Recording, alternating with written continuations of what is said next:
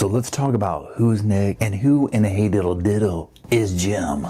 Nick Kassotis was charged in connection with the death of his wife Mindy in Liberty County, Georgia. Prosecutors would say that Kassotis killed her, while the defense claimed that her death was an unaliving and that she had been struggling personally before she passed away. Now they would bring in forensic evidence, witness testimony, detailed accounts of the couple's relationship, you name it, but ultimately a jury would find Nick guilty of multiple charges. Now while Nick came up with one of the most outlandish stories you could ever imagine on the stand and in the interrogation that we've already looked at, the center of the story was Jim. So to give some context, if you're unfamiliar with this, let's talk about who Jim was for a second. So Nick would claim that Jim was like an older family friend, a mentor type figure, okay? And he would be the center of his narrative, of the defense's narrative. Now, Nick is going to point to Jim as someone who would corroborate most of all his life events, right? The moving, the this, the that. He would state that Jim was essentially working for the FBI and they had come in to get him and Mindy out of being ultimately targeted individuals. Nick would then state he ultimately found out that this dude wasn't even actually in the FBI. Now the defense would really lean on the whole Jim story as this credible, stabilizing presence and try to show that Nick wasn't some violent figure that the prosecutors were painting him out to be. Instead, they would frame Jim's knowledge of the couple's dynamic as proof that Mindy had a lot of stuff going on that could have contributed to her death. Now, ultimately, like I said, they didn't buy the Jim story because Jim most likely was never even real, okay?